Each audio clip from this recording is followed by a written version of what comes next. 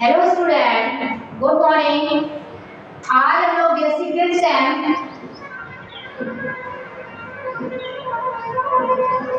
Paper first पढ़ेंगे।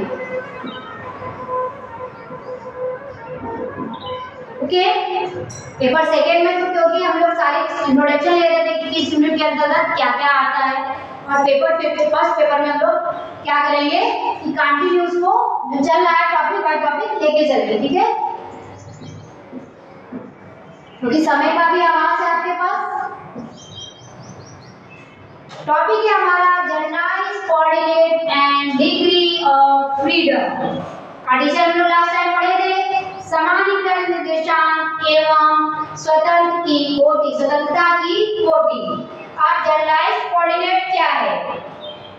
Mechanics में बहुत सारे फील्ड में क्या है कि अंतर्गत सिस्टम जो है उस सिस्टम में हम लोग क्या करेंगे, उसकी गतिशीलता को समझेंगे। ये सारी चीजें अध्ययन हम लोग किसके अंतर्गत करेंगे? जनरलाइज्ड कोऑर्डिनेट के अंतर्गत करते हैं हम लोग। इसमें क्या क्या है हमारा कि जो इसके मापदंड होते हैं उनको ये कोऑर्डिनेट क्या करता है, परिभाषित करता है। इस कोऑर्डिनेट सिस्टम के अंतर्गत उस विन्यास के बारे में हम लोग समझते हैं, अध्ययन करते हैं, उसको रियलाइज करते हैं कि कैसे करना है कुछ लेके।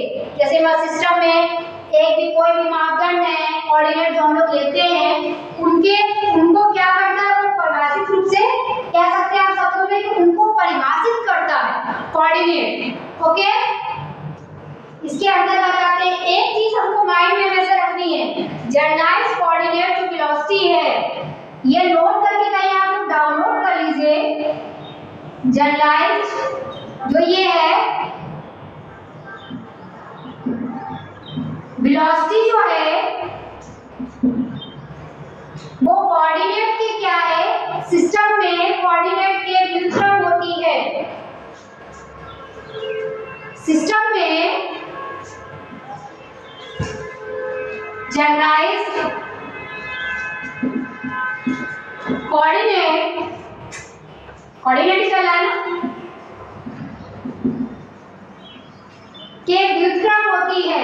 राइट डाउन कर लीजिए, इस पॉइंट को सभी लोग लिखेंगे, व्युत्क्रम होती है। This is a important notes, इसको राइट डाउन कर लीजिए आप लोग।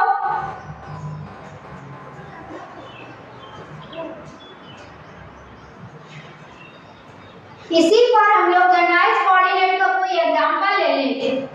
जनरलाइज्ड कोऑर्डिनेट का वह कोण, वह एंगल जो उसके पॉइंट को क्या करता हो, हमारे उसके पॉइंट जो पॉइंट सर्किल है, उस सर्किल में जो पॉइंट है उनको क्या करता है, डिफाइन करता है coordinate.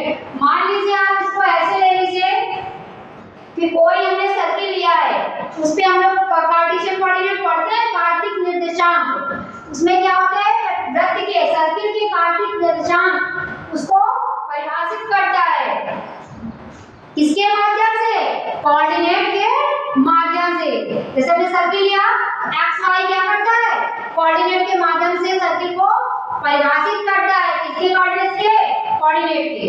Okay, any problem?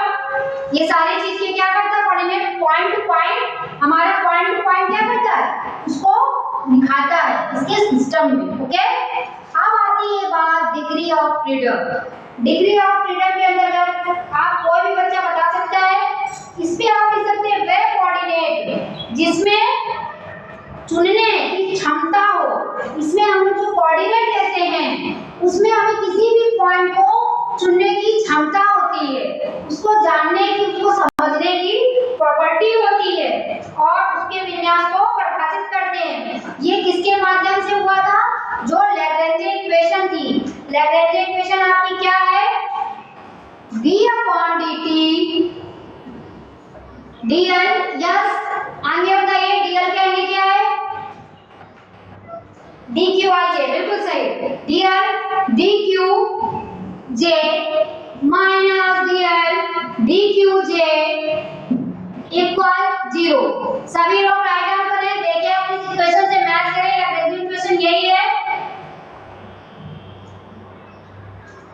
Okay, दिख नहीं रहा है? ओके, मैं यहाँ लिख दे रही, d/dt dl upon dqj minus dl upon dqj। Okay, Lagrange को परिभाषित करता है।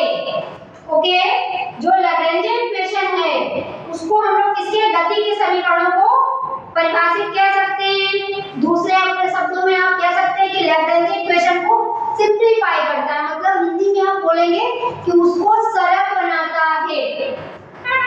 ओके, हालांकि हम कह सकते हैं कि इसके कोऑर्डिनेट खुद पे निर्भर करते हैं या इसके बदत जो बहुत सारे समीकरण हैं, डिग्री ऑफ फ्रीडम से हम लोग लेते हैं, 2 निकलती है एक स्वतंत्र कोटि के लिए, फिर 2 5 निकलती है, सॉरी 1 के लिए 3 निकलती हैं, फिर 5 फिर 6। ओके, ये सारी चीजें हम लोग इसके अंदर जनरलाइज्ड कोऑर्डिनेट के अंतर्गत पढ़ेंगे और इसी से हमारी क्या निकलेंगी, डिग्री ऑफ फ्रीडम के बारे में हम लोग समझते थे कितनी कितनी निकलती हैं।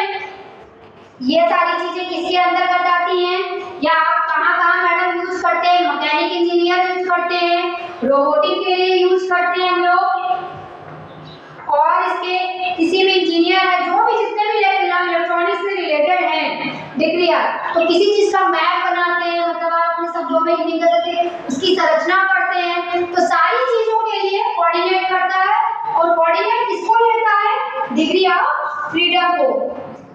एकल ट्रैक में चलते हैं तो स्वतंत्र की कोटि हमारी कितनी निकलती है, किसी सिंगल के लिए करते हैं तो हमारी मतलब स्वतंत्र कोटि 1 निकलती है, फिर स्वतंत्र कोटि हमारी 1 के लिए स्वतंत्र कोटि हम लोग डिग्री ऑफ फ्रीडम लिखते हैं ना, 11 में पढ़ा था, 3 निकलती है।